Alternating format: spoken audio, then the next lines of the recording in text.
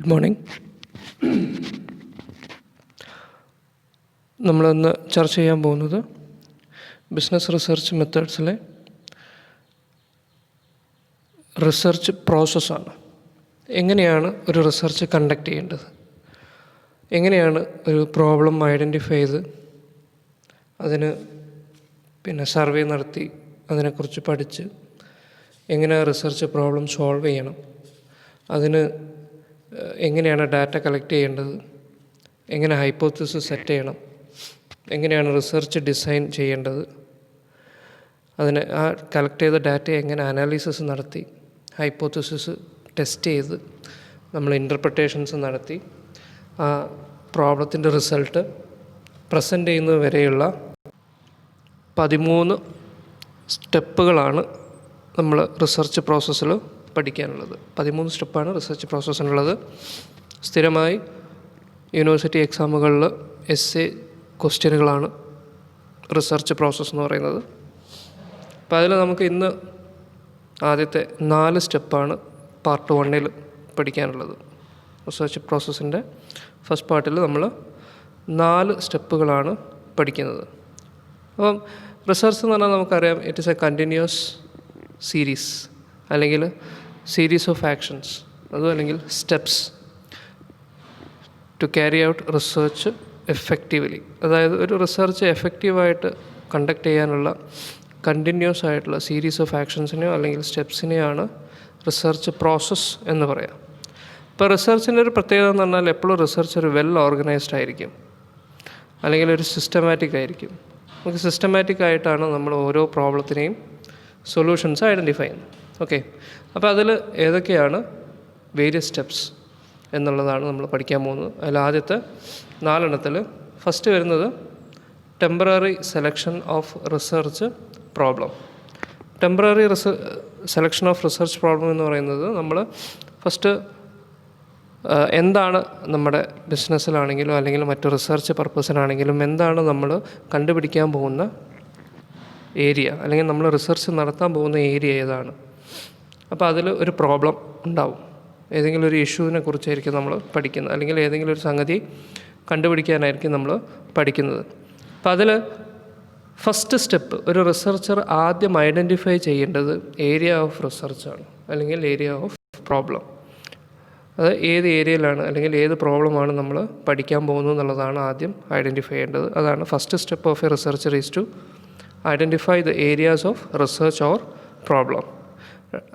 അതിൽ തന്നെ അടുത്ത പോയിന്റ് പറയുന്നത് researcher should discuss the problem with friends, colleagues and experts in the field of to understand the problem of study well. അതായത് researcher ഒരു പ്രോബ്ലത്തെക്കുറിച്ച് പഠിക്കുമ്പോൾ നമുക്ക് അറിയുന്ന ആൾക്കാരോടൊക്കെ ചോദിക്കാം. ഇപ്പോൾ ഫ്രണ്ട്സ് ആയിരിക്കാം, കൊളീഗ്സ് ആയിരിക്കാം, അല്ലെങ്കിൽ ആ ഏരിയയിൽ ഒരുപാട് കാലത്തെ എക്സ്പീരിയൻസ് ഉള്ള എക്സ്പേർട്സ് ഉണ്ടായിരിക്കും. അവരോടൊക്കെ ചോദിച്ച് മനസ്സിലാക്കി ആ പ്രോബ്ലത്തെക്കുറിച്ച് നന്നായിട്ട് പഠിക്കാൻ, അല്ലെങ്കിൽ അതിനെക്കുറിച്ച് മാക്സിമം എക്സ്പ്ലോർ ചെയ്യാൻ നമ്മൾ എന്ത് ചെയ്യണം, നോക്കണം. അപ്പോൾ അതിന് പറ്റിയ ആൾക്കാർ ചിലപ്പോൾ ഫ്രണ്ട്സ് ആയിരിക്കാം, നമ്മളെ കൂടെ ജോലി ചെയ്യുന്ന കൊളീഗ്സ് ആയിരിക്കാം, അല്ലെങ്കിൽ എക്സ്പേർട്സ് ആയിരിക്കാം. അവരോടൊക്കെ ചോദിച്ച് പഠിക്കണം. Next, researcher should go through professional journals, dissertations, research reports etcetera to discover the unanswered questions. ചിലപ്പം ഇതുമായി ബന്ധപ്പെട്ട്, ഇതായിരിക്കണം എന്നില്ല, ഈ പ്രോബ്ലവുമായി അല്ലെങ്കിൽ നമ്മൾ അന്വേഷിച്ചുകൊണ്ടിരിക്കുന്ന സംഗതിയുമായി ബന്ധപ്പെട്ട് ഒരുപാട് റിപ്പോർട്ടുകളുണ്ടാവും. അതിനോടനുബന്ധിച്ച് അതുമായി ബന്ധപ്പെട്ട കാര്യങ്ങൾ പബ്ലിഷ് ചെയ്ത ചിലപ്പം നല്ല പ്രൊഫഷണൽസ് ബിസിനസ് ജേർണൽസ് ഉണ്ടാവാം, അത് വായിക്കണം. അതിൽ നിന്ന് നമുക്ക് ഒരുപാട് ഐഡിയ കിട്ടും. അതുപോലെ തന്നെ ഡിസർട്ടേഷൻസ്, ഇതിനു മുമ്പ് ഈ ഏരിയയിൽ ഇതുമായി ബന്ധപ്പെട്ട ഏരിയയിൽ റിസർച്ച് നടത്തി പബ്ലിഷ് ചെയ്ത റിപ്പോർട്ട്സ്, അതായത് ഡിസർട്ടേഷൻസ് ഉണ്ടാവും. അതുപോലെ തന്നെ റിസർച്ച് റിപ്പോർട്ട്സ് ഉണ്ടാവും, ഏതെങ്കിലും ഏജൻസികൾ ചെയ്തു വെച്ച റിപ്പോർട്ടുകൾ. ഇതൊക്കെ വായിച്ചാൽ നമുക്ക് അതിൽ നിന്നും ഒരുപാട് ഉത്തരങ്ങൾ നമുക്ക് കിട്ടും. അതാണ് ഡിസ്കവർ അൺആൻസേർഡ് ക്വസ്റ്റ്യൻസ് എന്ന് പറയുന്നത്. നമുക്ക് ഉത്തരം കിട്ടാത്ത പല ചോദ്യങ്ങൾക്കും ഉത്തരം ഇങ്ങനത്തെ ജേർണലുകളിലും ഡിസർട്ടേഷൻസിലും റിസർച്ച് റിപ്പോർട്ട്സിലൊക്കെ നമുക്ക് അവൈലബിൾ ആണ്. To generate topic selected is then converted into specific problem. അതായത് നമ്മളൊരു ഏരിയ ഐഡൻറ്റിഫൈ ചെയ്ത് കഴിഞ്ഞാൽ അതിൽ നിന്ന് ഏതെങ്കിലും ഒരു സ്പെസിഫിക് ആയിട്ടുള്ളൊരു പ്രോബ്ലം നമ്മൾ എന്ത് ചെയ്യണം, അതിനെ ഒരു സ്പെസിഫിക് ഒരു പ്രോബ്ലമായിട്ട് നമ്മൾ കൺവേർട്ട് ചെയ്യണം. ഓക്കെ, അതായത് ഇപ്പോൾ മാർക്കറ്റിങ്ങിലാണ് നമ്മൾ പഠിക്കുന്നതെങ്കിൽ ആ മാർക്കറ്റിങ്ങിൽ ഏത് മേഖലയിൽ അതിൽ എന്താണ് പഠിക്കാൻ പോകുന്നത്? അഡ്വർടൈസ്മെൻറ്റിനെ കുറിച്ചാണോ? ഇനി അഡ്വർടൈസ്മെൻറ്റിൽ തന്നെയാണെങ്കിൽ വിഷ്വൽ എയ്ഡ്സിൻ്റെ എഫക്റ്റ് എന്താണ്? അല്ലെങ്കിൽ സോഷ്യൽ മീഡിയയുടെ എഫക്റ്റീവ്നെസ് എന്താണ്? അല്ലെങ്കിൽ പ്രിൻ്റഡ് വേർഷൻസിൻ്റെ എഫക്റ്റീവ്നെസ് എന്താണ്? അങ്ങനെ എന്താണ് ഒരു സ്പെസിഫിക് പ്രോബ്ലമായിട്ട് നമ്മൾ അതിനെന്ത് ചെയ്യണം? ആ ടോപ്പിക്കിനെ കൺവേർട്ട് ചെയ്യണം. വളരെ ജനറലായിട്ട് പഠിച്ചു കഴിഞ്ഞാൽ ഒരുപാട് ഏരിയകളുണ്ടാകും, നമ്മൾ ഒരുപാട് ഡാറ്റ കളക്ട് ചെയ്യേണ്ടി വരും, ഒരുപാട് എഫേർട്ട് എടുക്കേണ്ടി വരും. ഇപ്പോൾ എപ്പോഴും റിസർച്ച് എന്താണ്? ഒരു സ്പെസിഫിക് പ്രോബ്ലം ആയിരിക്കണം നമ്മൾ സെലക്ട് ചെയ്യേണ്ടത്. While selecting the research problem necessary to avoid duplication of studies. Duplication of studies എന്ന് പറയുന്നത് മറ്റാരെങ്കിലും ചെയ്തു വെച്ച ഒരു വർക്ക് എടുത്തിട്ട് നമ്മളെ പേരിലേക്ക് മാറ്റി എഴുതുന്നത്, അല്ലെങ്കിൽ നമ്മളെ വർക്ക് മറ്റൊരാൾ കോപ്പി അടിക്കുക, അതെന്തല്ല ശരിയായ രീതിയല്ല. അത് റിസർച്ച് പ്രോബ്ലം സെലക്ട് ചെയ്യുമ്പോൾ ആ പ്രോബ്ലം ഓൾറെഡി ഒരാൾ പഠിച്ചിട്ടുണ്ടെങ്കിൽ നമ്മളെന്ത് ചെയ്യുക? അതുമായി ബന്ധപ്പെട്ട് വേറെ ഏതെങ്കിലും പ്രോബ്ലം സെലക്ട് ചെയ്യുക. അതേ പ്രോബ്ലം കോപ്പി അടിച്ച് നമ്മളെ പേരിലേക്ക് മാറ്റി എഴുതുന്നത് എന്തല്ല ഒരു റിസർച്ചർക്ക് പറ്റിയ നല്ല സ്വഭാവമല്ല. ഓക്കെ, അതാണ് ഈ ടെമ്പററി സെലക്ഷൻ ഓഫ് പ്രോബ്ലംസ് എന്ന് പറയുന്നത്. അപ്പോൾ ഇതിൽ നമ്മൾ ചോദിക്കുക എവിടുന്നാണ് ഇപ്പോൾ ഈ പ്രോബ്ലം കിട്ടുക, അല്ലെങ്കിൽ എങ്ങനെയാണ് ഈ പ്രോബ്ലം നമ്മൾ ഐഡൻറ്റിഫൈ ചെയ്യുക, എങ്ങനെയാണ് ഒരു പ്രോബ്ലം നമ്മൾ ഡെവലപ്പ് ചെയ്യുക എന്നുള്ളത്. അപ്പോൾ അതിനുള്ള സോഴ്സസാണ് പറയുന്നത്. സോഴ്സസ് ഓഫ് പ്രോബ്ലം എന്ന് പറയുന്നത് റീഡിങ്. ഫസ്റ്റ് ഓപ്ഷൻ എന്ന് പറയുന്നത് റീഡിങ് ആണ്. അത് നമ്മൾ ഏതെങ്കിലും റിപ്പോർട്ടോ അല്ലെങ്കിൽ ഏതെങ്കിലും ക്വസ്റ്റ്യൻസൊക്കെ പഠിക്കുന്ന സമയത്ത്, നമ്മൾ ഏതെങ്കിലും ഒരു ഏരിയ പഠിക്കുന്ന സമയത്ത് നമ്മുടെ മൈൻഡിൽ ഒരുപാട് ചോദ്യങ്ങളുണ്ടാവും. എന്തുകൊണ്ട് ഇങ്ങനെ സംഭവിച്ചു, അല്ലെങ്കിൽ ഇങ്ങനെ ചെയ്താൽ എന്ത് സംഭവിക്കും, ഇതൊക്കെ ഒരു സോഴ്സാണ്. അത് വായിക്കുമ്പോൾ മാത്രമാണ് നമുക്ക് അങ്ങനത്തെ ഒരു ഐഡിയ കിട്ടുള്ളൂ. അപ്പോൾ നന്നായിട്ട് എന്ത് ചെയ്യണം? വായിക്കണം. അത് മാഗസിൻസ് ആണെങ്കിലും ന്യൂസ് പേപ്പർ ആണെങ്കിലും മറ്റ് ബിസിനസ് ആർട്ടിക്കിൾസ് ആണെങ്കിലും ഡിസർട്ടേഷൻസ് ആണെങ്കിലും റിപ്പോർട്ടുകളാണെങ്കിലും എല്ലാം വായിക്കുമ്പോഴാണ് നമുക്ക് ഒരുപാട് ഐഡിയാസ് കിട്ടും. Next academic experience. Academic experience എന്ന് പറഞ്ഞാൽ ഒരു റിസർച്ചർക്ക് എന്ത് ചെയ്യാം? അവരുടെ ഡിസ്കഷൻസ് ഇപ്പോൾ കോളേജിലോ അല്ലെങ്കിൽ സ്കൂളിലോ അല്ലെങ്കിൽ ഏതെങ്കിലും ജോലി ചെയ്യുന്ന സ്ഥലത്തോ അവരുടെ കൊളീഗ്സുമായി സംസാരിക്കുന്ന സമയത്ത് അവർ ജോലി ചെയ്യുന്ന മേഖലയുമായി ബന്ധപ്പെട്ട് കാര്യങ്ങൾ ചർച്ച ചെയ്യുന്ന സമയത്ത് നമുക്ക് ഒരുപാട് ചോദ്യങ്ങൾ കിട്ടും. അത് ക്ലാസ് റൂം ഡിസ്കഷൻസ് ആവാം, ഓഫീസിലെ മീറ്റിങ്ങുകളാവാം, അല്ലെങ്കിൽ വെറുതെ ചായ കുടിച്ചിരിക്കുമ്പോഴുള്ള വർത്തമാനത്തിൽ നമുക്ക് ഒരുപാട് പ്രോബ്ലംസ് അറൈസ് ചെയ്യും. ഓക്കെ, അതുപോലത്തെ മൂന്നാമതാണ് ഡെയിലി എക്സ്പീരിയൻസ്. ഡെയിലി എക്സ്പീരിയൻസ് എന്ന് പറഞ്ഞാൽ നമ്മൾ ഓരോ ദിവസവും ബിസിനസ്സിൽ ഫേസ് ചെയ്യുന്ന ഇഷ്യൂസ് ഓരോന്നാണ്, അല്ലെങ്കിൽ പ്രോബ്ലംസ് എന്ന് പറയുന്നത് ഡേ ടു ഡേ ആ പ്രോബ്ലത്തിൻ്റെ നേച്ചർ ഇങ്ങനെ മാറി മാറി വരും. അപ്പോൾ അങ്ങനത്തെ സംഗതികൾ we will get problems for research from our daily experience. ഓരോ ദിവസം രാവിലെ എണീറ്റ് രാത്രി ഉറങ്ങുന്നതിൻ്റെ ഇടയ്ക്ക് ഒരുപാട് പ്രോബ്ലംസ് പല രീതിയിൽ പല തരത്തിൽ പല ആൾക്കാരുടെ അടുത്ത് നമുക്ക് എന്ത് ചെയ്യേണ്ടി വരും? ഫേസ് ചെയ്യേണ്ടി വരും. അതൊരു സോഴ്സാണ്. അതുപോലെ തന്നെ exposure of field situations. Exposure of field situation എന്ന് പറയുന്നത് ഇപ്പോൾ നമ്മൾ മാർക്കറ്റിങ്ങിൽ ഫീൽഡിൽ വർക്ക് ചെയ്യുന്ന ആളാണെങ്കിൽ സാധനം ഡെലിവർ ചെയ്യുക, ഡിസ്ട്രിബ്യൂട്ട് ചെയ്യുക, അങ്ങനത്തെ ജോലിയിൽ ഏർപ്പെട്ട ആൾക്കാർക്കാണെങ്കിൽ അവർക്ക് എന്ത് ചെയ്യാൻ പറ്റും? ആ ഏരിയയുമായി ബന്ധപ്പെട്ടുള്ള പ്രോബ്ലംസ്, റിസർച്ച് പ്രോബ്ലംസ് പെട്ടെന്ന് ട്രേസ് ചെയ്യാൻ കഴിയും.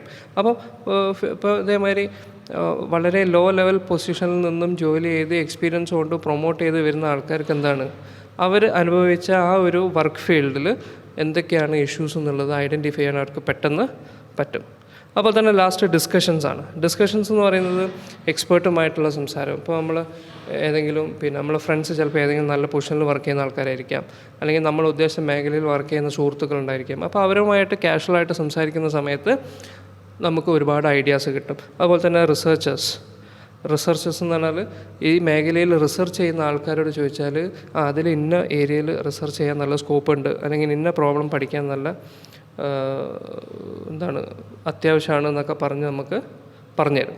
അതുപോലെ തന്നെ അഡ്മിനിസ്ട്രേറ്റേഴ്സ്, അതുപോലെ തന്നെ ബിസിനസ് എക്സിക്യൂട്ടീവ്സ്, ഇവരോടൊക്കെ ചോദിച്ചാൽ നമുക്ക് എന്ത് കിട്ടും?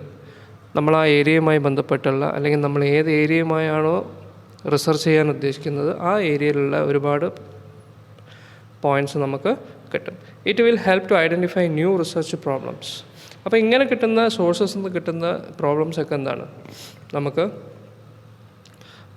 പുതിയ പുതിയ പ്രോബ്ലംസ്, റിസർച്ച് പ്രോബ്ലംസ് ഐഡൻറ്റിഫൈ ചെയ്യാനുള്ള ഒരുപാട് സോഴ്സസാണ്. ഓക്കെ, ഇനി അടുത്ത് നമുക്ക് പഠിക്കാനുള്ളത് രണ്ടാമത്തെ സ്റ്റെപ്പാണ്. ഒരിക്കൽ ഒരു റിസർച്ച് പ്രോബ്ലം ഐഡൻറ്റിഫൈ ചെയ്ത് കഴിഞ്ഞാൽ, അല്ലെങ്കിൽ ഒരു ഏരിയ ഐഡൻറ്റിഫൈ ചെയ്ത് കഴിഞ്ഞാൽ നമ്മൾ ആദ്യം ചെയ്യേണ്ടത് അതിനെ ഒരു റിട്ടൺ ഫോർമാറ്റിലേക്ക് കൺവേർട്ട് ചെയ്യണം. അതിനാണ് ലിറ്ററേച്ചർ എന്ന് പറയുന്നത്. അപ്പോൾ ലിറ്ററേച്ചർ എന്ന് പറയുമ്പോൾ കൺസെപ്ച്വൽ ലിറ്ററേച്ചറുകളുണ്ട്, അതുപോലെ തന്നെ എംപിരിക്കൽ ലിറ്ററേച്ചറുകളുണ്ട്, അപ്പോൾ അത് എന്താ വെച്ച് കഴിഞ്ഞാൽ നമ്മൾ മനസ്സിൽ തോന്നിയ ഐഡിയ ജസ്റ്റ് നമ്മളെന്ത് ചെയ്യുക, ഒരു പേപ്പറിലേക്ക് കൺവേർട്ട് ചെയ്ത് വെക്കുക. അപ്പോൾ നമ്മൾ ആ ചോദ്യം ഒരു പേപ്പറിൽ എഴുതി വെക്കുക. അതിനെയാണ് ഇനീഷ്യൽ സർവേ ഓഫ് ലിറ്ററേച്ചർ എന്ന് പറയുന്നത്. അപ്പോൾ ആ ചോദ്യം എഴുതി വെച്ചാൽ അതുമായി ബന്ധപ്പെട്ടുള്ള റെലവൻറ്റ് ലിറ്ററേച്ചേഴ്സൊക്കെ നമ്മൾ എന്ത് ചെയ്യണം, വായിക്കണം. അതുമായി ഇതിന് മുമ്പ് എഴുതി വെച്ച ആൾക്കാരുണ്ടാവും, മുമ്പ് റിസർച്ച് നടത്തിയ ആൾക്കാരുണ്ടാവും, അവരുടെ പോയിൻറ്റ്സുകളൊക്കെ വായിക്കുക. അപ്പോൾ അങ്ങനെ എന്താണ്, റിവ്യൂ ചെയ്യുന്ന സമയത്ത്, ഇപ്പോൾ നിങ്ങൾ പ്രൊജക്റ്റ് ചെയ്യുന്ന സമയത്ത് തന്നെ റിവ്യൂ ഓഫ് ലിറ്ററേച്ചർ എന്ന് പറഞ്ഞൊരു ഹെഡിങ്ങനെ ഉണ്ട്. ആ റിവ്യൂ ഓഫ് ലിറ്ററേച്ചറിൽ എന്താണ്, നമ്മളെ ഈ പഠിക്കുന്ന ഏരിയയുമായി ബന്ധപ്പെട്ടതിന് മുമ്പ് ചെയ്തു വെച്ച ആൾക്കാരുടെ റിവ്യൂസൊക്കെ നമ്മളെടുക്കും. അത് വായിച്ചാൽ നമുക്ക് ഏകദേശം ആ ഒരു റിപ്പോർട്ട് ഒരു ഐഡിയ കിട്ടും എങ്ങനെയാണിത് ചെയ്യേണ്ടതെന്നുള്ളത്, അല്ലെങ്കിൽ എന്താണ് ആ പ്രോബ്ലം ഉദ്ദേശിച്ചത് എന്നുള്ളത്. അപ്പോൾ അതിൽ 2 ടൈപ്പ് ലിറ്ററേച്ചറുകളാണ് നമ്മൾ നിർബന്ധമായിട്ടും പഠിക്കേണ്ടത്. ഒന്ന് കൺസെപ്ച്വൽ ലിറ്ററേച്ചറാണ്. കൺസെപ്ച്വൽ ലിറ്ററേച്ചർ എന്ന് പറഞ്ഞാൽ നമ്മൾ ചെയ്യാൻ ഉദ്ദേശിക്കുന്ന ഏരിയയുമായി ബന്ധപ്പെട്ട കൺസെപ്റ്റുകൾ, തിയറീസൊക്കെ എഴുതി വെച്ച ലിറ്ററേച്ചേഴ്സ് ഉണ്ടാവും. അത് നമ്മൾ എന്ത് ചെയ്യണം, വായിക്കണം. അപ്പോൾ അതിൽ ഏതൊക്കെ തിയറീസാണ് നമ്മൾ അപ്ലൈ ചെയ്യുന്നത്, അല്ലെങ്കിൽ എന്തൊക്കെ കൺസെപ്റ്റുകളാണ് നമ്മൾ അതിലേക്ക് കൊണ്ടുവരേണ്ടത് എന്നുള്ളത് കൃത്യമായിട്ട് അതിൽ എഴുതിയിട്ടുണ്ടാവും. അതുപോലെ തന്നെ രണ്ടാമത്തേത് എംപിരിക്കൽ ലിറ്ററേച്ചറാണ്. എംപിരിക്കൽ ലിറ്ററേച്ചർ എന്ന് പറയുന്നത് അതിൽ ഇതുമായി ബന്ധപ്പെട്ട സിമിലർ സ്റ്റഡീസ് ഇഷ്ടംപോലെ നടന്നിട്ടുണ്ടാകും. അപ്പോൾ അങ്ങനത്തെ സ്റ്റഡീസ് നടന്നിട്ടുണ്ടെങ്കിൽ ആ സ്റ്റഡീസിലെ ഡീറ്റെയിൽസ് നമുക്ക് എന്ത് ചെയ്യാം, കോപ്പി അടിക്കുക എന്നല്ല, അത് നമുക്ക് റെഫറൻസിന് വേണ്ടി എന്ത് ചെയ്യാൻ പറ്റും, ഉപയോഗിക്കാൻ പറ്റും. മനസ്സിലല്ലേ? അപ്പോൾ അതിനാണ് നമ്മൾ ഈ റിവ്യൂ ഓഫ് ലിറ്ററേച്ചർ വായിക്കുന്നത്. അപ്പോൾ രണ്ടാമത്തെ സ്റ്റെപ്പാണ് ഇനീഷ്യൽ സർവേ ഓഫ് ലിറ്ററേച്ചർ. നമ്മൾ ചെയ്തതുമായി ബന്ധപ്പെട്ട കാര്യങ്ങൾ എഴുതി വെച്ച ആൾക്കാരതൊക്കെ നമ്മൾ എന്ത് ചെയ്യണം, വായിച്ചു നോക്കണം. അപ്പോൾ ഏകദേശം ഒരു ഐഡിയ നമുക്ക് കിട്ടും. അപ്പോൾ ആ പ്രോബ്ലം നമ്മൾ പേപ്പറിൽ എഴുതി വെച്ചു, അതുമായി ബന്ധപ്പെട്ട സംഗതികളൊക്കെ എഴുതുമ്പോൾ എന്താണ് ആ പ്രോബ്ലം കൊണ്ട് നമ്മൾ ഉദ്ദേശിച്ചത്, അത് എങ്ങനെയാണ് മറ്റുള്ളവരൊക്കെ സോൾവ് ചെയ്തതെന്നുള്ളൊരു ഏകദേശം ഒരു ഐഡിയ നമുക്ക് കിട്ടും. Okay, its objective is to bring out a frame of reference for the research. അതായത് എന്തിനാണ് ലിറ്ററേച്ചർ പഠിക്കുന്നതെന്ന് വെച്ച് കഴിഞ്ഞാൽ നമുക്കൊരു ഫ്രെയിം ഓഫ് റെഫറൻസ് കിട്ടും. എങ്ങനെയാണ് ആ റിസർച്ചിനെ നമ്മൾ ഫേസ് ചെയ്യാൻ പോകുന്നത്, അല്ലെങ്കിൽ എങ്ങനെയാണ് ആ പ്രോബ്ലത്തെ നമ്മൾ ഫേസ് ചെയ്യാൻ പോകുന്നത് എന്നുള്ള ഏകദേശം ഒരു ഐഡിയ നമുക്ക് കിട്ടും. It helps to develop and understanding the basic facts, major issues, underlying theories and relating to studies. അതായത് നമ്മൾ സ്റ്റഡീസുമായി ബന്ധപ്പെട്ട ബേസിക് ആയിട്ടുള്ള കാര്യങ്ങൾ ചിലപ്പോൾ നമുക്ക് ചോദ്യം മാത്രമേ ഉണ്ടാവുള്ളൂ, അതിന് ഉത്തരം നമ്മൾ തിരയുമ്പോൾ എന്താണ്, നമുക്ക് ബേസിക് ആയിട്ടുള്ള ഒരുപാട് കാര്യങ്ങൾ നമ്മൾ പഠിച്ചെടുക്കണം. അപ്പോൾ ഇങ്ങനത്തെ റിവ്യൂ ഓഫ് ലിറ്ററേച്ചർ വായിക്കുന്ന സമയത്ത് വളരെ ബേസിക് ആയിട്ടുള്ള ആ പ്രോബ്ലവുമായിട്ട്, അല്ലെങ്കിൽ നമ്മൾ റിസർച്ച് ചെയ്യാൻ പോകുന്ന ഏരിയയുമായിട്ടുള്ള വളരെ ബേസിക് ആയിട്ടുള്ള കാര്യങ്ങൾ, ഡെഫിനിഷനുകൾ, തിയറീസ്, അതുമായി ബന്ധപ്പെട്ട മറ്റു മേജർ ഇഷ്യൂസ്, അതിൽ നമ്മൾ ഫേസ് ചെയ്യാൻ പോകുന്ന ഇഷ്യൂസ് എന്തൊക്കെയാണ്, അല്ലെങ്കിൽ സാധാരണ മറ്റുള്ളവർ ഫേസ് ചെയ്തിരുന്ന ഇഷ്യൂസ് എന്തൊക്കെയാണ് എന്നുള്ളത് നമുക്ക് അതിനൊരു ഐഡിയ കിട്ടും. അപ്പോൾ അത് നമ്മൾ സ്റ്റഡീസുമായിട്ട് റിലേറ്റ് ചെയ്യുന്ന സമയത്ത്, നമ്മൾ ഭാവിയിൽ അല്ലെങ്കിൽ റിസർച്ച് ചെയ്യുന്ന സമയത്ത് നമുക്ക് ഏകദേശം ഇന്ന ഇഷ്യൂസൊക്കെ ഫേസ് ചെയ്യേണ്ടി വരും, അല്ലെങ്കിൽ ഇന്ന ഫാക്ട്സുകളൊക്കെ നമ്മൾ കളക്ട് ചെയ്യണം എന്നുള്ളൊരു ഐഡിയ നമുക്ക് കിട്ടും. And last it helps to specify the research problems in a meaning manner. അതായത് നമുക്ക് ചോദ്യം മാത്രമായിരുന്നു നമ്മുടെ ആ ഒരു പ്രോബ്ലം, അല്ലെങ്കിൽ ആ ഒരു റിസർച്ച് ഏരിയ എന്താവും, ഒരർത്ഥവത്തായ ഒരു കാര്യമായിട്ട് മാറും. അപ്പോൾ നമുക്ക് അതിനെക്കുറിച്ച് ഒരുപാട് കാര്യങ്ങൾ അറിയാം. നമ്മൾ ചോദ്യം മാത്രം ഉണ്ടായിരുന്ന മൈൻഡിൽ ചോദ്യം മാത്രം ഉണ്ടായിരുന്ന അവസ്ഥയിൽ നിന്ന് മാറി നമ്മളെന്തായി, ആ ചോദ്യവുമായി ബന്ധപ്പെട്ട കുറച്ച് കാര്യങ്ങളൊക്കെ നമ്മൾ എന്ത് ചെയ്തു, പഠിച്ച് വെച്ചിട്ടുണ്ട്. ഓക്കെ, അതിൽ ഇനി മൂന്നാമത്തെ സ്റ്റെപ്പ് എന്ന് പറയുന്നത് സെലക്ഷൻ ഓഫ് റിസർച്ച് പ്രോബ്ലമാണ്. എങ്ങനെയാണ്, അപ്പോൾ നമുക്ക് ഒരുപാട് ഏരിയയിലുണ്ടാവും. ഇപ്പോൾ മാർക്കറ്റിങ്ങുമായി ബന്ധപ്പെട്ട് പ്രശ്നങ്ങളുണ്ടാവാം, HR-ഉമായി ബന്ധപ്പെട്ട് പ്രശ്നങ്ങളുണ്ടാവും, ഫിനാൻസുമായി ബന്ധപ്പെട്ട പ്രശ്നങ്ങളുണ്ടാവാം. അപ്പോൾ നമ്മൾ ഒരു ഏരിയ സെലക്ട് ചെയ്തു, ആ ഏരിയയിൽ നിന്ന് നമ്മളൊരു സ്പെസിഫിക് പോയിന്റിലേക്ക് ഇനി നമ്മൾ എന്ത് ചെയ്യണം, ചുരുങ്ങണം. മനസ്സിലല്ലേ? അതിൽ എല്ലാ പ്രോബ്ലംസും നമുക്ക് ഒരേ സമയം പഠിക്കാൻ ബുദ്ധിമുട്ടായിരിക്കും. അപ്പോൾ അങ്ങനെ വരുമ്പോൾ എന്ത് ചെയ്യും, നമ്മൾ അതിന് ഏതെങ്കിലും ഒന്ന് സ്പെസിഫിക് ആയിട്ട് നമ്മളൊന്ന് എന്ത് ചെയ്യും, ക്യാച്ച് ചെയ്യും. അതിനാണ് പറയുന്നത് after initial survey researcher should select the problem. അപ്പോൾ ആ ഒരുപാട് പ്രോബ്ലത്തിൽ നിന്ന് നമ്മളെ കൊണ്ട് ചെയ്യാൻ പറ്റുന്ന, അല്ലെങ്കിൽ മറ്റുള്ളവർ ചെയ്യാത്ത വളരെ എന്താ പറയുക, പുതിയ രീതിയിലുള്ള പ്രശ്നങ്ങളൊക്കെ നമ്മൾ അതിന് ഏതെങ്കിലും ഒരു പ്രോബ്ലം നമ്മൾ എന്ത് ചെയ്യണം, ഐഡൻറ്റിഫൈ ചെയ്യണം. അതിനാണ് researcher should select the problem. It should rephrase into analytical terms. Rephrase എന്ന് പറയുമ്പോൾ തൊട്ട് മുമ്പ് ചെയ്തത് തിയററ്റിക്കൽ ഫ്രെയിം ആണെങ്കിൽ ഇപ്പോൾ നമ്മൾ ചെയ്യാൻ പോകുന്നത് അനലിറ്റിക്കൽ ടേമാണ്. അനലിറ്റിക്കൽ ടേം എന്ന് പറയുന്നത് അതിലുള്ള കാൽക്കുലേഷൻസും മറ്റും കാര്യങ്ങളൊക്കെ നമ്മൾ എന്ത് ചെയ്യണം, മുൻകൂട്ടി കാണണം. അപ്പോൾ അങ്ങനെ ചെയ്യുന്ന സമയത്ത് എന്തൊക്കെയാണ് ശ്രദ്ധിക്കേണ്ടത്, ആ പ്രോബ്ലം സെലക്ട് ചെയ്യുന്ന സമയത്ത് എന്തൊക്കെയാണ് ശ്രദ്ധിക്കേണ്ടതെന്നുള്ള ഒരു 4 പോയിൻ്റാണ് താഴെ കൊടുത്തിട്ടുള്ളത്. അതിൽ ആദ്യത്തെ പറയുന്നത് subject should not be too wide and uncontrollable in nature. നമ്മൾ നേരത്തെ പറഞ്ഞ എന്താണ്, വൈഡ് ഏരിയ. മാർക്കറ്റിങ്ങിനെ കുറിച്ച് പഠിക്കാൻ പോകുകയെന്ന് പറഞ്ഞു കഴിഞ്ഞാൽ ആ മാർക്കറ്റിങ്ങിൽ ഇഷ്ടംപോലെ ഫാക്ടറുകളുണ്ട്. അഡ്വർടൈസ്മെൻ്റ് ഉണ്ട്, പ്രൈസിങ് ഉണ്ട്, സ്ട്രാറ്റജി ഉണ്ട്, പ്രൊമോഷൻസ് ഉണ്ട്. അപ്പോൾ എല്ലാം കൂടി പഠിക്കുക എന്ന് പറയുന്നത് എന്താണ്, വളരെ ബുദ്ധിമുട്ടാണ്. അപ്പോൾ അതിൽ ഏതെങ്കിലും വല്ലാണ്ട് വൈഡായി പോകാതെ നമ്മൾ എന്ത് ചെയ്യണം, സൂക്ഷിക്കണം. അതിൽ ഏതെങ്കിലും ഒന്ന് മാത്രം ഫോക്കസ് ചെയ്യുക. ഒന്നെങ്കിൽ അഡ്വർടൈസ്മെൻറ്റ് മാത്രം ഫോക്കസ് ചെയ്യുക, അല്ലെങ്കിൽ പ്രൊമോഷൻസ് മാത്രം ഫോക്കസ് ചെയ്യുക, അതും അല്ലെങ്കിൽ പിന്നെ മാർക്കറ്റിംഗ് സ്ട്രാറ്റജീസ് മാത്രം എന്ത് ചെയ്യുക, ഫോക്കസ് ചെയ്യുക. അങ്ങനെ ഏതെങ്കിലും വല്ലാണ്ട് വൈഡായി പോകാൻ പാടില്ല. അൺകൺട്രോളബിൾ എന്ന് പറഞ്ഞാൽ പിന്നെ നമ്മളെ കയ്യിൽ നിന്ന് അത് വിട്ടുപോകും, നമ്മൾ കൈ വിട്ടുപോകും കാര്യങ്ങളൊക്കെ. കൂടുതൽ എടുക്കുമ്പോഴത്തേക്ക് നമ്മളെന്താവും, കൂടുതൽ ഡാറ്റയും കാര്യങ്ങളൊക്കെ പഠിച്ച് വരുമ്പോഴത്തേക്ക് നമ്മൾ കയ്യിൽ നിന്ന് ആ റിസർച്ച് പ്രോബ്ലം പോയി പോകും. അപ്പോൾ രണ്ടാമത്തത്, subject should not be too narrow. പറ്റ ചെറുതാനും പാടില്ല. ഇപ്പോൾ പ്രൊമോഷനിൽ തന്നെ പോയിട്ട് പിന്നെ എന്താണ് ഓഫേഴ്സ്, പിന്നെ ആ ഓഫേഴ്സിൽ തന്നെ ഏതെങ്കിലും സ്പെസിഫിക് പ്രോഡക്റ്റിനുള്ള ഓഫേഴ്സ് മാത്രം പഠിച്ചിട്ട് എന്തല്ല കാര്യമല്ല. അപ്പോൾ പ്രൊമോഷൻ പഠിക്കുമ്പോൾ ആ പ്രൊമോഷനുമായി ബന്ധപ്പെട്ട ഓഫറുകൾ, പിന്നെ പ്രൈസിങ് സ്ട്രാറ്റജീസ്, മറ്റും കാര്യങ്ങളൊക്കെ നമ്മൾ എന്ത് ചെയ്യണം, പഠിക്കണം. അപ്പോൾ പറ്റ നാരോ ഡൗൺ ആവാൻ പാടില്ല. നാരോ ഡൗൺ എന്ന് പറഞ്ഞാൽ പറ്റ ചുരുങ്ങാനും പാടില്ല, എന്നാലും പറ്റ വൈഡ് ആവാനും പാടില്ല. അപ്പോൾ അങ്ങനത്തെ റിസർച്ച് പ്രോബ്ലംസാണ് നമ്മൾ എന്ത് ചെയ്യേണ്ടത്, സെലക്ട് ചെയ്യേണ്ടത്. മൂന്നാമത്തെ പറയുന്നത്, the problem should shoot the academic background, research knowledge, research talent and experience of the researcher. അതായത് എപ്പോഴും പ്രോബ്ലം സെലക്ട് ചെയ്യുന്ന സമയത്ത് നമുക്ക് ഒട്ടും പരിചയമില്ലാത്തൊരു ഏരിയ ഒരിക്കലും നമ്മൾ എന്ത് ചെയ്ത് സെലക്ട് ചെയ്യാൻ പാടില്ല. എപ്പോഴും നമ്മുടെ അക്കാഡമിക് ബാക്ക്ഗ്രൗണ്ട്, ഇപ്പോൾ നമ്മൾ ബിസിനസ്സാണ് പഠിക്കുന്നതെങ്കിൽ നമ്മൾ ബിസിനസ്സുമായിട്ടുള്ള റിസർച്ചുകൾ നടത്തുക. അല്ലാതെ സയൻറ്റിഫിക് റിസർച്ചിലേക്ക് പോയി കഴിഞ്ഞാൽ നമുക്ക് അതിൻ്റെ ബേസും ഉണ്ടാവില്ല, ഒന്നും ഉണ്ടാവില്ല. അപ്പോൾ എവിടെ തുടങ്ങണമെന്നോ എങ്ങനെ തുടങ്ങണമെന്നോ ഒരു ഐഡിയ ഉണ്ടാവില്ല. നേരെ മറിച്ച് ബിസിനസ് നോളജ് ഉള്ള ഒരാൾ ബിസിനസ് പ്രോബ്ലംസാണ് സെർച്ച് ചെയ്യാൻ പോകുന്നതെങ്കിൽ നമുക്ക് ഏകദേശം അറിയാം ഇന്ന പ്രശ്നങ്ങൾ, നമുക്കൊരു ഐഡിയ ഉണ്ടാവും. അതുപോലെ തന്നെ റിസർച്ച് നോളജ്, നമ്മളെ നോളജ് ഏതിലാണോ അതിനെ ബേസ് ചെയ്തിട്ടായിരിക്കും നമ്മളെപ്പോഴും എന്ത് ചെയ്യേണ്ടത്, ഈ പ്രോബ്ലംസ് സെലക്ട് ചെയ്യേണ്ടത്. റിസർച്ച് ടാലൻറ്റ്, അതുപോലെ തന്നെ എക്സ്പീരിയൻസ്. ചില ആൾക്കാർ ഒരു മേഖലയിൽ ഒരുപാട് വർഷത്തെ എക്സ്പീരിയൻസ് ഉണ്ടാവും. അപ്പോൾ അതൊക്കെ വെച്ചിട്ട് നമുക്ക് എന്ത് ചെയ്യാൻ പറ്റും, ആ ഏരിയയിലെ പ്രോബ്ലംസ് പഠിക്കാൻ ആ എക്സ്പീരിയൻസ് ഒരു മുതൽക്കൂട്ടാണ്. നാലാമത്തത്, limitation such as time and availability of money also consider. എപ്പോഴും പ്രൊജക്റ്റ് ചെയ്യുന്ന സമയത്ത് അല്ലെങ്കിൽ നമ്മൾ ഈ റിസർച്ച് ചെയ്യുന്ന സമയത്ത് എന്താണ്, ഒരുപാട് സമയം വേസ്റ്റ് ആവാതിരിക്കാനും ഒരുപാട് കോസ്റ്റ്, അതായത് മണി ചിലവുള്ള പരിപാടിയാണ് റിസർച്ച് എന്ന് പറയുന്നത്. അപ്പോൾ എപ്പോഴും എന്താണ്, ഒരു ലിമിറ്റഡ് ടൈമിൽ ഒരു ലിമിറ്റഡ് എമൗണ്ട് ചിലവാക്കി തീർക്കാൻ പറ്റുന്നതായിരിക്കണം നമ്മൾ നോക്കേണ്ടത്. അല്ലാതെ ഇൻ്റർനാഷണൽ ലെവലിലുള്ള പ്രൊജക്റ്റൊക്കെ സെലക്ട് ചെയ്ത് കഴിഞ്ഞാൽ ഒരുപാട് രാജ്യങ്ങൾ യാത്ര ചെയ്യേണ്ടി വരും, അതിന് ഒരുപാട് ചിലവ് വരും. അപ്പോൾ മാക്സിമം അതൊക്കെ ഒഴിവാക്കാനുള്ള, ഒരുപാട് പൈസ ചിലവാക്കിയുള്ള റിസർച്ചുകൾ മാക്സിമം എന്ത് ചെയ്യുക, കുറയ്ക്കുക. അപ്പം മിനിമം മണി എക്സ്പെൻസിൽ കുറഞ്ഞ സമയം കൊണ്ട് നല്ല എഫക്റ്റീവായിട്ടുള്ള റിസർച്ചാണ് നമ്മളെപ്പോഴും സെലക്ട് ചെയ്യേണ്ടത്. അപ്പോൾ അങ്ങനത്തെ പ്രൊജക്റ്റുകൾ ഉണ്ടാവാം. അപ്പോൾ അതൊക്കെ നമ്മൾ എന്ത് ചെയ്യണം, ഒഴിവാക്കണം. എന്നിട്ട് ചിലവ് കുറഞ്ഞ, ഒരിക്കലും ചിലവില്ലാത്തതെന്ന് പറയാൻ പറ്റില്ല, എന്തായാലും ചിലവുണ്ട്. ഒരു 4 A4 ഷീറ്റും മറ്റും പെന്നും പേപ്പറൊക്കെ വാങ്ങാൻ തന്നെ കുറച്ച് പൈസ ചിലവാണല്ലോ. അപ്പോൾ അത് മാക്സിമം മിനിമൈസ് ചെയ്യാവുന്ന രീതിയിൽ, മാക്സിമം യാത്രകൾ കുറച്ച്, പിന്നെ ചിലവ് കുറച്ച് രീതിയിൽ എങ്ങനെ റിസർച്ച് ചെയ്യുക എന്നുള്ള പ്രോബ്ലംസാണ് നമ്മൾ എപ്പോഴും സെലക്ട് ചെയ്യേണ്ടത്. Next, after selecting the problem, A brief summary should be return. It is known as synopsis. അപ്പോൾ എപ്പോഴും എന്താണ്, ആ പ്രോബ്ലത്തെക്കുറിച്ച് നമ്മൾ ഷോർട്ട് നോട്ട്, ഒരു പാരഗ്രാഫിലോ 2 പാരഗ്രാഫ് അല്ലെങ്കിൽ 300 വേർഡ്സ് അല്ലെങ്കിൽ 400 വേർഡ്സിൽ എഴുതുന്നതിനെയാണ് സിനോപ്സിസ് എന്ന് പറയാം. ഓൺവേർഡിന് ചോദിക്കുന്ന ചോദ്യമാണ് വാട്ട് ഈസ് സിനോപ്സിസ്. അപ്പോൾ അത് പറയണം എന്താണ്, after selecting A problem A brief summary should be return. എഴുതി വെക്കുന്നതിനാണ് സിനോപ്സിസ് എന്ന് പറയാം. പറഞ്ഞാൽ പോരാ, അത് ഒരു ഫോർമാറ്റിൽ എഴുതി വെക്കുന്നതിനാണ് സിനോപ്സിസ് എന്ന് പറയാം. അപ്പോൾ ഇതാണ് നമ്മൾ മൂന്നാമത്തെ റിസർച്ച് പ്രോസസ്സ് എന്ന് പറയുന്നത്. നെക്സ്റ്റ് പറയുന്നത് ഫോർമുലേഷൻ ഓഫ് പ്രോബ്ലമാണ്. ഇത് ചിലപ്പോൾ നിങ്ങൾക്ക് 5 മാർക്കിന് ചോദിക്കുന്നൊരു ചോദ്യമാണ്, how to formulate a problem, അല്ലെങ്കിൽ എങ്ങനെയാണ് ഒരു പ്രോബ്ലം ഫോർമുലേറ്റ് ചെയ്യുന്നത് എന്നുള്ളത്.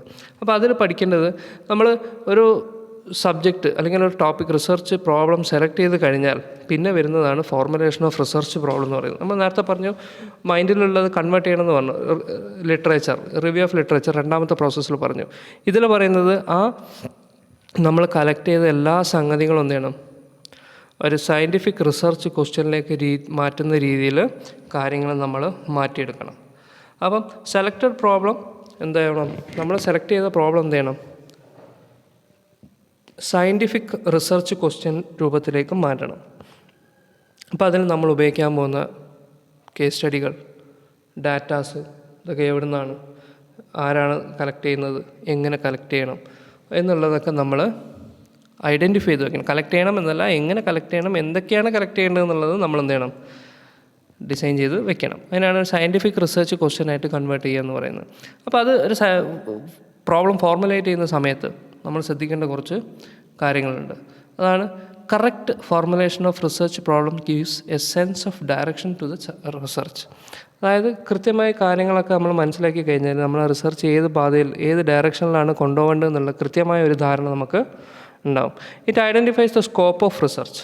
സ്കോപ്പ് ഓഫ് റിസർച്ച് എന്ന് പറയുന്നത് ഏതൊക്കെ മേഖലയിലാണ് നമ്മൾ ഈ റിസർച്ച് അപ്ലൈ ചെയ്യാൻ പോകുന്നത് എന്നുള്ളൊരു ഐഡിയ നമുക്ക് കിട്ടും.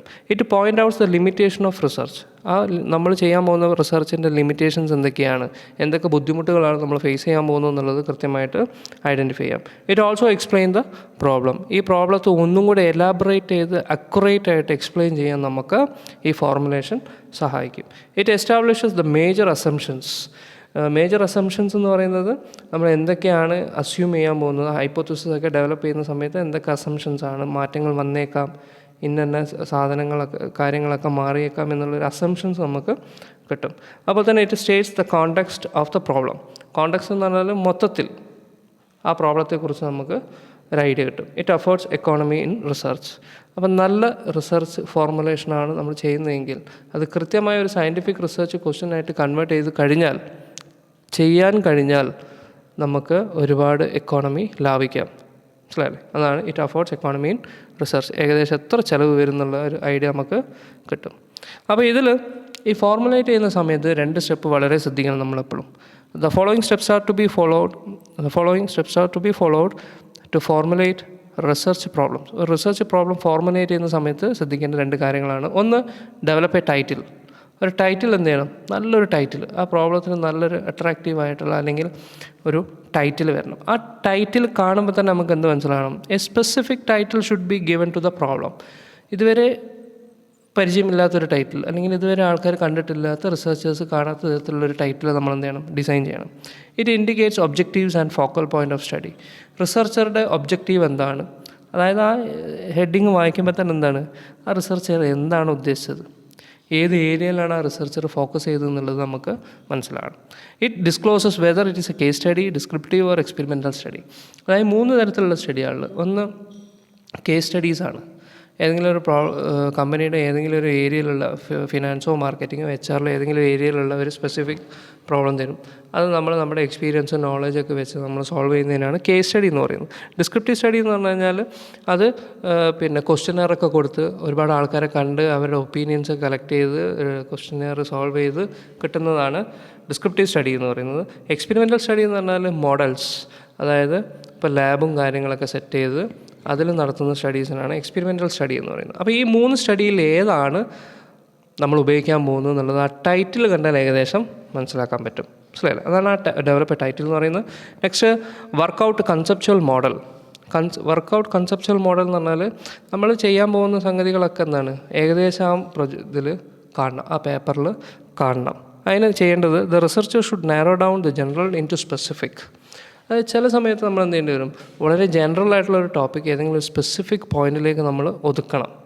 മനസ്സിലായില്ല? വല്ലാണ്ട് വാരി വലിച്ച് എഴുതി 600 പേജ് 700 പേജിൻ്റെ അല്ലെങ്കിൽ 1000 പേജൊക്കെ വരുന്ന റിപ്പോർട്ടൊന്നും ഒരിക്കലും വരരുത്. അത് മാക്സിമം ചുരുക്കി 300-400 പേജിൻ്റെ ഉള്ളിൽ വരുന്ന രീതിയിൽ ഒരു നാരോ ഡൗൺ സ്പെസിഫിക് പ്രോബ്ലത്തിലേക്ക് നമ്മൾ എന്ത് ചെയ്യണം, ഫോക്കസ് ചെയ്യണം. Next, conceptual models give an exact idea of problem. അതായത് ആ കൺസെപ്ച്വൽ മോഡൽ കാണുമ്പോൾ തന്നെ എന്താണ് നമ്മൾ ആ പ്രോജക്റ്റ് എന്താ ഉദ്ദേശിച്ചത് എന്നുള്ള ഏകദേശം ഒരു ഐഡിയ അവർക്ക് വായിക്കുന്ന ആൾക്കാർക്ക് കിട്ടണം. It shows various properties and variables to be studied. അതിൽ നമ്മൾ എന്തൊക്കെ ക്യാരക്ടറിസ്റ്റിക്സ് ആണ് പഠിക്കാൻ പോകുന്നത്, അല്ലെങ്കിൽ ആ റിസർച്ചിന് എന്തൊക്കെ ക്വാളിറ്റീസ് ആണുള്ളത്, അല്ലെങ്കിൽ അതിൻ്റെ വേരിയബിൾസ്, അതിൽ അപ്ലൈ ചെയ്യുന്ന സംഗതികൾ എന്തൊക്കെയാണ്, അതിലെന്തൊക്കെ കൺസിഡർ ചെയ്യണം, എക്സ് എന്താണ് വൈ എന്താണെന്നുള്ള സംഗതികൾ, അതാണ് വേരിയബിൾസ് എന്ന് പറയുന്നത്. Next, formulation of objectives and hypothesis to be tested.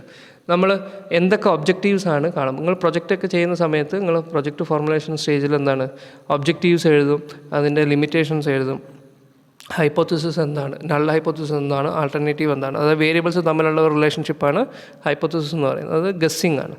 അപ്പോൾ അത് എന്താണ് നമ്മളെ സ്റ്റഡിയുടെ ഒബ്ജക്റ്റീവ്സ്, അതിന് ഹൈപ്പോത്തസിസിന് ഉപയോഗിക്കാൻ പോകുന്ന ടൂൾസ് ഏതൊക്കെയാണ് ഒക്കെ നമ്മൾ അതിനകത്ത് കാണിക്കണം. അതുപോലെ last, make A careful and critical study of available literature. Careful and critical study of available literature എന്ന് പറയുന്നത് വളരെ ശ്രദ്ധിച്ച് വേണം നമ്മൾ എന്ത് ചെയ്യാൻ, കാര്യങ്ങൾ പഠിക്കാനും അത് പ്രസൻറ്റ് ചെയ്യാനും. അല്ലെങ്കിൽ എന്താവും, അത് ചിലപ്പോൾ നമ്മൾ ഉദ്ദേശിച്ചൊന്ന് മാറിപ്പോകാനുള്ള സാധ്യതകൾ കൂടുതലാണ്. അപ്പോൾ ഇത്രയാണ് നമ്മൾ ഇന്നത്തെ ക്ലാസ്സിൽ പഠിക്കുന്ന 4 റിസർച്ച് പ്രോസസ്സ്. മൊത്തം 13 പ്രോസസ്സാണ് ഉള്ളത്. അപ്പോൾ അതിൽ നമ്മൾ 2-3 പാർട്ടായിട്ടാണ് ഈ പ്രോസസ്സിനെ പഠിക്കുന്നത്. അപ്പോൾ ഈ 4 പ്രോസസ്സ് കൃത്യമായി പഠിക്കുക. തീർച്ചയായും ഫൈനൽ എക്സാമിന് എസ്സേ ടൈപ്പ് ക്വസ്റ്റ്യൻ ചോദിക്കാൻ സാധ്യതയുള്ളൊരു പാർട്ടാണ് റിസർച്ച് പ്രോസസ്സ് എന്ന് പറയുന്നത്. ഓക്കെ, ബാക്കി നമുക്ക് അടുത്ത വീഡിയോയിൽ കാണാം. ബൈ.